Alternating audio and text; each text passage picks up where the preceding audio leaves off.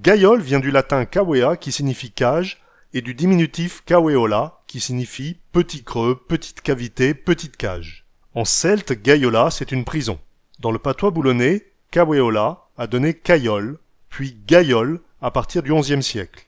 En patois picard et dans la région de Valenciennes, gaïole a le même sens. En Flandre, on disait une guéole. En français, au XIIe siècle, on disait jaïole, puis géole au XIIIe siècle, et enfin jole. Une caillole ou une gaïole, c'est une cage pour les oiseaux. Donne-moi une petite gaïole pour un canari. Un dépendable de gaïole, c'est quelqu'un de grand qui arrivait à décrocher les cages à oiseaux qui étaient en hauteur dans les magasins. Pour faire comprendre qu'il est trop tard et qu'il fallait anticiper, on peut dire « Il est trop tard pour fermer le gaïole quand le moniaou s'est envolé. Il est bien sûr trop tard pour fermer la cage quand l'oiseau est parti. » Gaïoler ou jaïoler, c'est être bavard, caqueté, comme un oiseau en cage. De quelqu'un qui est gêné, qui n'arrive pas à se sortir d'une situation, on peut dire « On dirait un baudet d'un gaïole. » Il est emmêlé, coincé, comme un âne dans une cage à oiseaux. C'est aussi drôle qu'un baudet dans une gaïole, ça. C'est aussi drôle qu'un baudet dans une gaïole. Une gaïole, ouais, une petite gaïole pour un moniaou.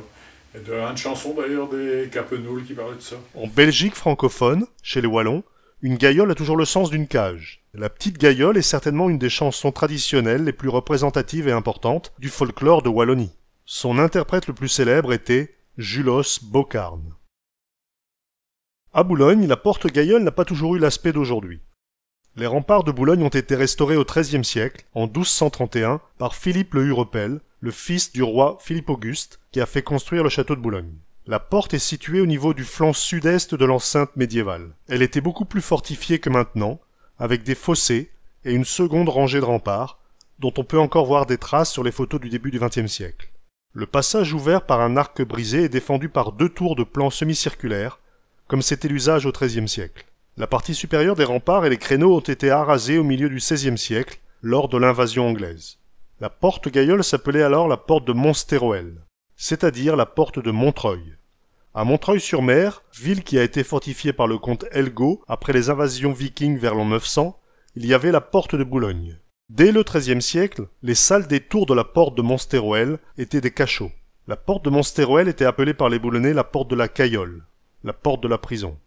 En 1522, le gouverneur Lafayette, sur ordre de François Ier, fait renforcer les bastions qui défendent l'entrée de la porte Gaïole. En 1544, les soldats anglais rentreront par la porte de Montsteroel, qui était défendue par des soldats italiens.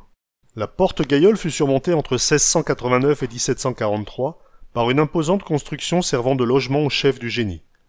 La fontaine aux Angelots, qui se trouve à la porte Gaïole, s'appelle aussi la fontaine de la chefferie ou fontaine du génie. La porte Gaïole fut fermée pendant la première moitié du XVIIIe siècle et ses parties basses étaient utilisées comme prison. En 1740, le maire de Boulogne, Achille Mutineau, fit combler les fossés qui protégeaient la porte des Dunes et la porte de Montsteroel afin de rendre accessibles ces deux portes aux voitures à chevaux qui jusque-là ne rentraient que par la porte de Calais. En 1941, l'architecte Pierre Drobec fait modifier l'accès de la porte Gaïole en lui donnant l'aspect actuel avec le percement d'un passage piétonnier latéral. Très endommagé par les bombardements de la Seconde Guerre mondiale, le logement du chef du génie fut démoli en 1956. À Boulogne, pour parler d'un endroit très fréquenté ou bien d'un appartement où il y a toujours un tas de gens qui passent pour dire bonjour ou traîner un moment, on dit « Dis maison a rien, on dirait le porte gaïole. » Oh, rien. Ça bouge de tous les côtés, on dirait le porte gaïole. On se croirait à la porte Gaïole. « Dis maison a du monde, hein, on dirait le porte gaïole. Ça passe et ça rapace. » Rien. Il y en a tout partout, on dirait le porte gaïole.